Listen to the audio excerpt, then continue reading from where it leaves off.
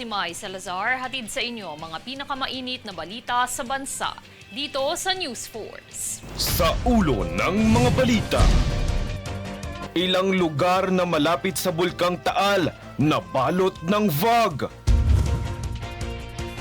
DFA nagbabala sa mga Pinoy sa Kenya bunsod ng monkeypox outbreak. Kamara nagpahayag na hindi pamumulitika ang pagsisiyasat ukol sa war on drugs. PCG nanindigang sakop ng Exclusive Economic Zone ng Pilipinas ang Escoda Shoal. Higit 700 Pinoy sa Lebanon nais nang makauwi ng Pilipinas dahil sa tumitinding tensyon ng Israel at Hezbollah. 2024 ROTC Games National Championships nagsimula na. Patas at pantay na balita, komprehensibong ulat para sa pulso ng masa. Ito ang News Force. Ilang probinsya sa rehiyon ng Calabarzon at pati na rin sa Metro Manila ang nabalot ng fog ngayong araw dahil sa ibinubugang asupre ng Bulkang Taal. Sa datos ng Philippine Institute of Volcanology and Seismology o PHIVOLCS, nasa higit 3,355 na tonelada ng asupre ang naitalang malawakang pagsingaw ng asupre mula sa bulkan.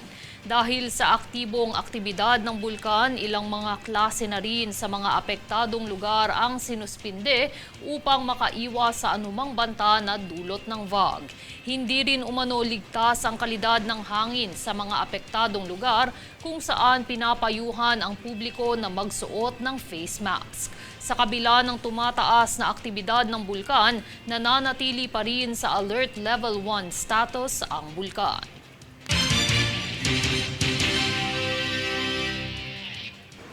Isinusulong ng Bureau of Jail Management and Penology o BJMP na itaas ang arawang allowance ng mga person deprived of liberty o PDLs. Agad naman itong sinuportahan ng Commission on Human Rights at ipinanawagan sa Kongreso. Narito ang buong ulat. Sa kasalukuyan, 70 pesos ang daily food allowance ng mga person deprived of liberty o PDLs. Kabilang pa rito ang 15 pesos na nakalaan naman para sa gamot. Ayon sa Commission on Human Rights, hindi na ito nabago mula noong taong 2022 sa kabila ng mga pangyayari sa ekonomiya. Kaya naman ipinanawagan ito sa Kongreso na dinggin ang mungkahi ng Bureau of Jail and Management Penology o BJMP na itaas ang allowance ng mga preso. Isinusulong ngayon ng BJMP na maging 100 pesos na ang daily allowance at 30 pesos naman para sa gamot nila. Ayon sa inilabas na statement ng Commission on Human Rights, dapat na dinggin ito ng Kongreso bilang pagrespeto at pagsaalang-alang ng kapakanan ng mga PDLs. Dapat umanong siguraduhing mapunan ang mga pangangailangan at tiyakin din ang rehabilitasyon ng mga preso. Francis Riudique, nag-uulat para sa One Media Network.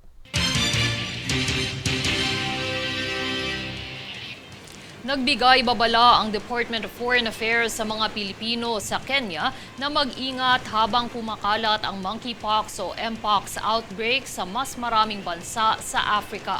Pinayuhan ng Philippine Embassy ang Filipino community sa Nairobi na manatiling updated at mahigpit na sumunod sa preventive precautions. Isinaad din nito na ugaliin ang maghugas ng kamay gamit ang sabon at tubig at iwasang makipag-ugnayan sa mga may sintomas o hawakan ang kanilang mga gamit.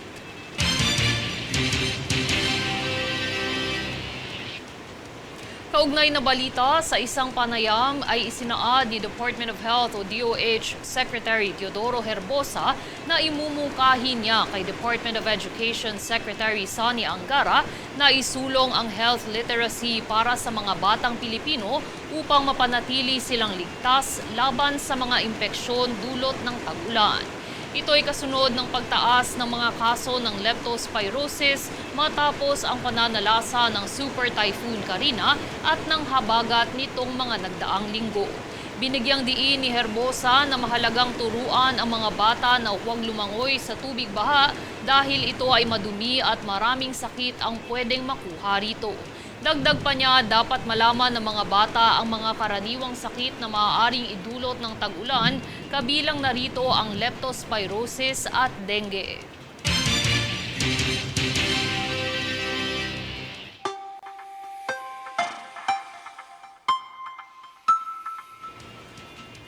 Sa ating ulat panahon, lumakas at naging tropical storm na ang binabantayang tropical depression na si Dindo habang binabaybay ang ating bansa. Bagamat isa ng ganap na tropical storm si Dindo na ngayon nasa Itbayat, Batanes, inaasahan na lalabas na ito ng bansa ngayong araw at kikilo sa East China Sea patungo sa Korean Peninsula o sa baybayin ng Silangang China. Si Dindo ang ika-4 na tropical cyclone na naitalang nakapasok sa Philippine Area of Responsibility ngayong taon. Samantala, habagat naman ang nagpapaulan sa mga lugar ng Batanes at Babuyan sa kasalukuyan.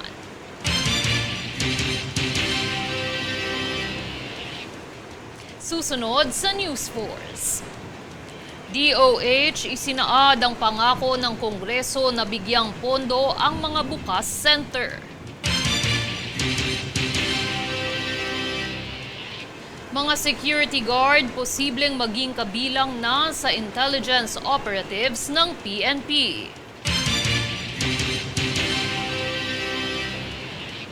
Kamara nagpahayag na hindi pamumulitika ang pagsisiyasat ukol sa war on drugs.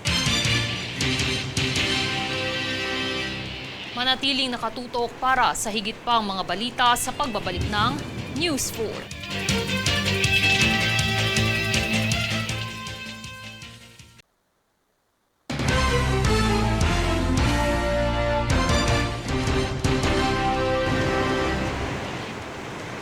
Nilinaw ng Kongreso na ang pagnanais na makamit ang hustisya sa likod ng mga insidenteng naganap sa war on drugs ng Administrasyong Duterte ay hindi pamumulitika. Para sa balita, narito si Jade Buhoy. Nagpahayag ang Kamara na hindi umano pamumulitika ang pagnanais na makamit ang hustisya para sa mga biktima ng extrajudicial killing sa panahon ng war on drugs sa ilalim ng Administrasyong Duterte. Ayon kay Surigao del Norte 2nd District Representative Ace Barbers at iba pang kongresista na ang investigasyon ay layong malaman ang pinagmulan ng paglaganap ng iligal na gamot sa bansa. Ang tugon na ito ay mula sa paratang ni Senador Ronald Bato de la Rosa na pumumulitika umano ang investigasyong ito at isang paraan ng personal na politikal na interes. Kung saan ang senador ay dating hepe ng Philippine National Police o PNP at bahagi din ng programang Oplan Tokhang na umano'y pumaslang sa libu-libong akusadong sangkot sa iligal na droga sa bansa. Ayon pa kay Barbers, kinakailangan ang pag-uusig dito laban sa umano'y pang-aabuso at maling gawain ng mga pulis sa nakaraang kampanya. Paglilinaw pa ni Antipolo 2nd District Representative Romeo Acop, ginagampanan lamang nila ang kanilang tungkuling panatilihin ang kaayusan ng batas sa bansa at hindi upang protektahan o sirain ang isang administrasyon. Jade Buhoy, nag-uulat para sa One Media Network. Pinabulaanan ng Kamara na napagdesisyonan nilang simulan ng investigasyon ukol sa iligal na droga sa bansa ay dahil sa pagbitiw ni Vice President Sara Duterte sa gabinete. Ayon kay Pampanga Representative Aurelio Gonzales Jr. na nagsimula na ito noong taong 2023 pa kung saan siya ay namumuno sa Department of Education o DepEd. Paglilinaw pa ng ibang kongresista gaya ni Deputy Speaker David Suarez, kung wala umanong kinalaman si Vice President Sara ay humarap siya sa Kongreso at dito ipahayag ang kanyang saloobin.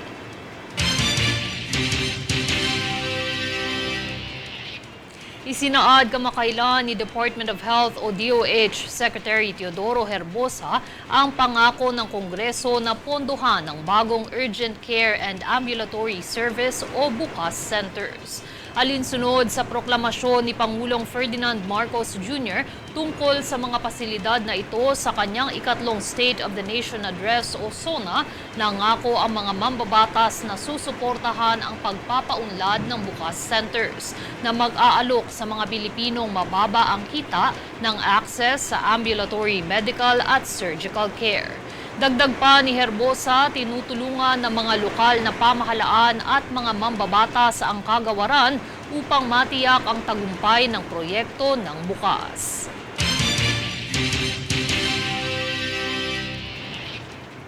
Posibleng lumawak pa ang intelligence capability ng Philippine National Police.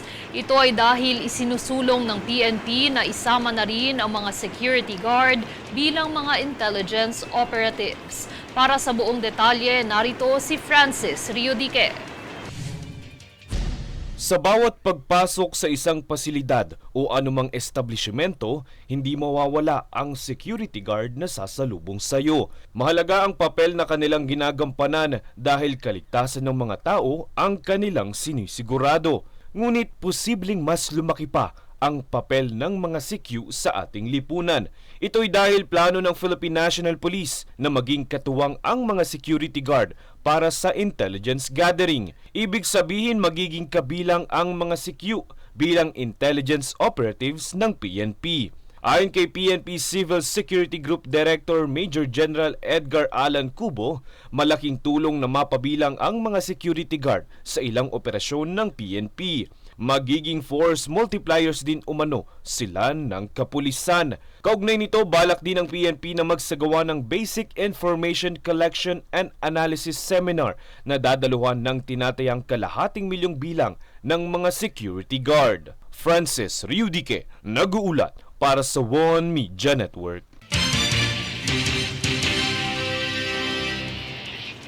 Pinapaalalahanan ang publiko na gamitin sa wasto at hindi sa prank calls ang pagtawag sa E911 system.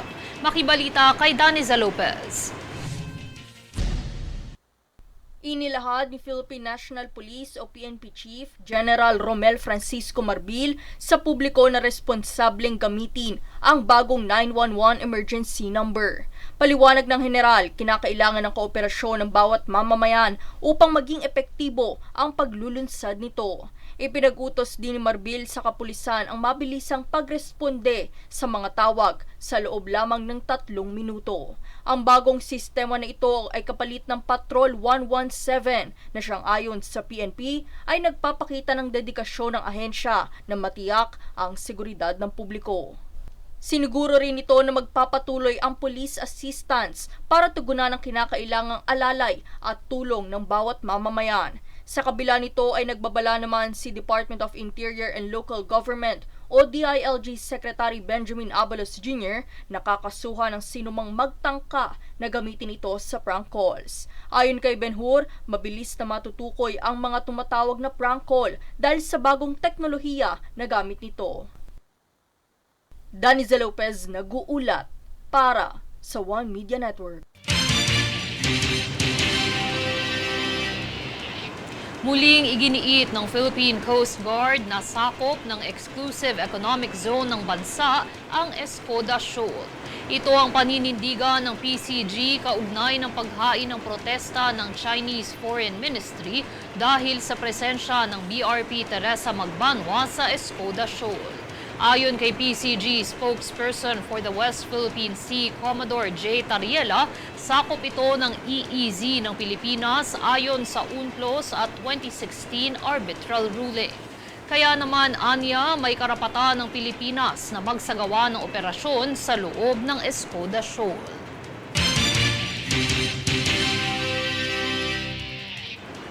Nagsanib puwersa ang MMDA at PCG hinggil sa layuning mapaganda at mapaunlad ang serbisyo ng Pasig River Ferry. Ang detalye tunghayan sa ulat ni Princess Castro.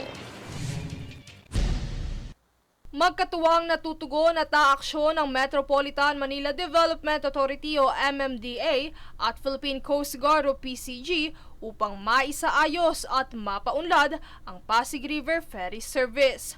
Ang PRFS ay isa sa mga inaasahang transportasyon ng mga commuter dahil nagsisilbi itong alternatibong sakayan sa Metro Manila. Kamakailan lang ay nagpulong dalawang partido upang talakayin ang mga hakbang na isasagawa para sa mga layunin ng dalawang ahensya. Kabilang sa mga nais na tugunan ng MMDA at PCG ay ang dredging ng ilog sa bahagi ng 12 ferry stations. Kabilang din dito ang dredging ng San Juan River at San Francisco River, pagpapatayo ng mga bagong istasyon sa Plaza, Mexico at Intramuros, Manila, pagsasaayos sa ilang sirang pontoon sa ibang istasyon at ang rehabilitasyon ng PUP station sa Santa Mesa. Bukod dito ay 4 na bagong ferry boats ang inaasahang magiging operational bago matapos ang taon. Habang target naman ng MMDA na madagdagan pa ang mga ferry boats sa susunod na taon para mas maraming mga pasahero ang makasakay. Sa kabilang banda, ang PCG ang sumisiguro sa seguridad ng mga pasahero sa pamamagitan ng masusing pagtitiyak at pamamahala sa pagpapatakbo ng mga bangka, habang nakaatas naman sa MMDA ang administratibo at clerical na operasyon ng Pasig Ferry. Kaugnay nito ay patuloy din ang pagsasagawa ng mga ahensya, katuwang ang ibang cleaning group at volunteers sa paglilinis sa Ilog Pasig upang makatulong maiwasan ang malawakang pagbaha sa Metro Manila. Princess Castro nag-uulat para sa One Media Network. Sa ilalim ng Tarak, Basa Tutoring Program ng Department of Social Welfare and Development o DSWD ay pinapamahagi na nito ang cash aid sa mga nagsilbing tagapagturo at benepisyaryo ng programa. Kabilang narito ang bahagi ng Central Visayas, Soc-Sargen at Bangsamoro Autonomous Region in Muslim Mindanao. Katumbas naman ng 20 reading at parenting sessions ang halaga ng kita na kanilang matatanggap, kung saan nakabase rin ito sa Regional Minimum Wage Rate. Susunod sa News Force. BOC inaresto ang 2 pasahero sa NAIA bunsod ng smuggled drugs. Higit 700 Pinoy sa Lebanon nais nang makauwi ng Pilipinas dahil sa tumitinding tensyon ng Israel at Hezbollah. BIR nagsagawa ng raid operations sa Philippine Vape Festival 2024 sa Las Piñas City.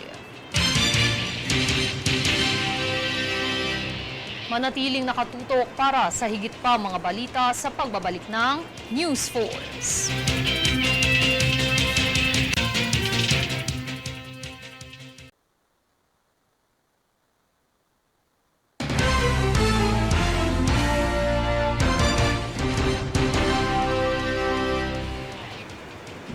Nasa 700 Pilipino ang naghihintay na makauwi sa Pilipinas mula sa Lebanon dahil sa gitna ng tumitinding karahasan at labanan sa pagitan ng Hezbollah at Israel. Ayon kay Department of Foreign Affairs o DFA Undersecretary Eduardo De Vega, nasa 356 na Pinoy pa lamang ang nakakauwi ng bansa bunsod ng kaguluhan sa Lebanon. Sa tala, nasa 11,000 Pinoy ang nasa Lebanon, kung saan matatandaang nauna nang nanawagan sa mga Pinoy ang Embahada ng Pilipinas sa Lebanon na umalis na ng bansa habang nananatiling bukas ang mga paliparan. Kung hindi man sila makaalis, pinapayuhan naman ng mga Pinoy na lumikas sa mas ligtas na mga lugar.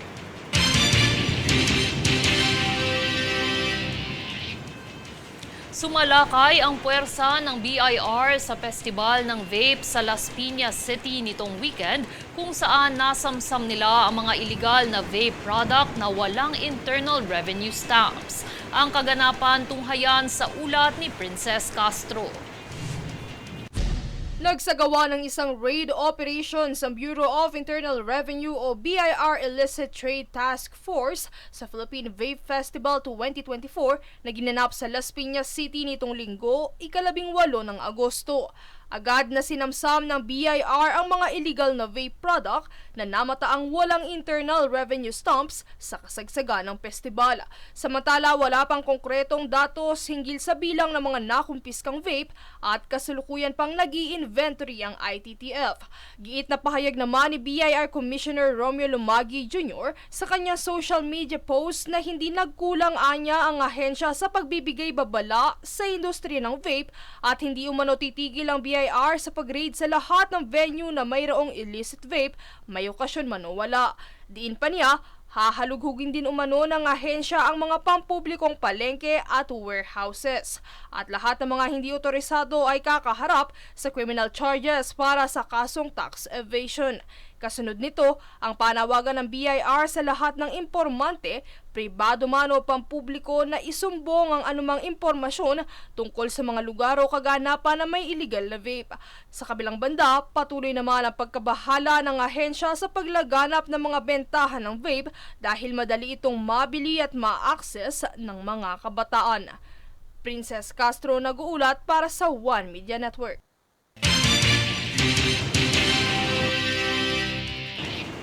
Inaresto ng Bureau of Immigration o BI ang 2 pasahero sa Ninoy Aquino International Airport o NAIA matapos mahulihan ito ng smuggled drugs sa kanilang mga bagahe. Ang buong kaganapan tunghayan mula kay Jade Buhoy. Sa operasyong isinagawa ng Bureau of Customs o BOC kaugnay ang Philippine Drug Enforcement Agency o PDEA, inaresto nito ang 2 pasahero sa Ninoy Aquino International Airport o NAIA dahil sa nahuling pagpuslit ng iligal na droga sa kanilang mga bagahe.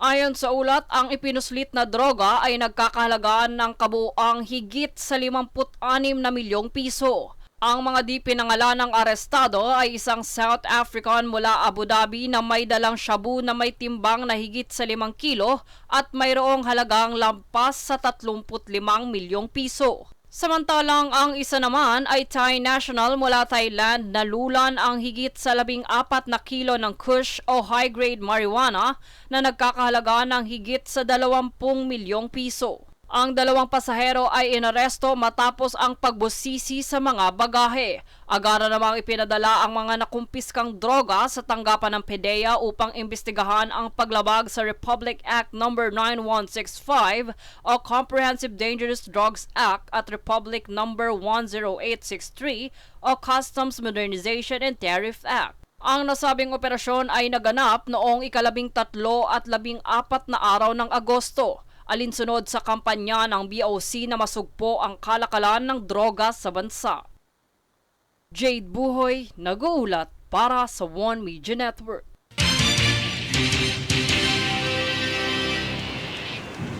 Pinaalalahanan naman ng Land Transportation Office o LTO ang publiko na walang bisa at hindi angkop sa batas ang mga pekeng improvised plate authorization letter.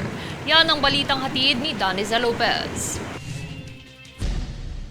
Sa pagkalat ng mga pekeng improvised plate authorization letter ay binalaan ng Land Transportation Office o LTO ang publiko na huwag tangkilikin ang mga nag-aalok ng ganitong iligal na gawain. Ayon sa LTO, bukod sa labag ito sa batas, ay wala umano itong bisa dahil tanging legal lamang ang proseso nito kung gagawin sa mga tanggapan ng LTO. Pinaalalahanan ng ahensya ang publiko na iwasan ang transaksyon sa ganitong uri ng mga modus dahil maaaring panganib at abala lamang ang magiging sanhi nito. Muli rin itong hinikayat ang publiko na ipagbigay alam sa otoridad at ahensya ang anumang kahinahinalang gawain at kung may nais tanungin ay tumungo lamang sa opisina ng LTO para sa lehitimong impormasyon at serbisyo. Maaari namang beripikahin ang inyong plakas sa email at numero na aksyon on the spot ng ahensya.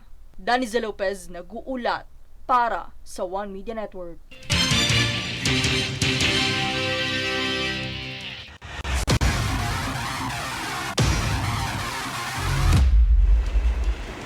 Balitang sports, umarangkada na ang National Championships ng 2024 ROTC Games sa Cavite State University sa Indang, Cavite nitong linggo.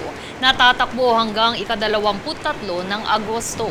Nagtipon-tipon ang mga kadete at atletang kwalipikado mula sa iba't ibang regional leg para sa pambansang kampyonato. Ilan sa mga kinatawan na atleta at kadete ay ang Armed Forces of the Philippines Army, Navy at Air Force. At narito ang recap ng mga nagbabagang balita ngayon. Sa ulo ng mga balita. Ilang lugar na malapit sa Bulkang Taal nabalot ng fog. DFA nagbabala sa mga Pinoy sa Kenya bunsod ng monkeypox outbreak. Kamara nagpahayag na hindi pamumulitika ang pagsisiyasat ukol sa war on drugs. PCG nanindigang sakop ng Exclusive Economic Zone ng Pilipinas, ang Escoda Shoal. Higit 700 Pinoy sa Lebanon nais nang makauwi ng Pilipinas dahil sa tumitinding tensyon ng Israel at Hezbollah. 2024 ROTC Games National Championships nagsimula na. Patas at pantay na balita, komprehensibong ulat para sa pulso ng masa. Ito ang News Force.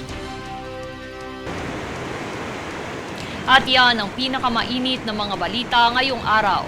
Manatiling nakatutok sa aming mga ulat at updates sa aming Facebook page, facebook.com/OneMediaNetwork. Ako si Mai Salazar at ito ang News Force.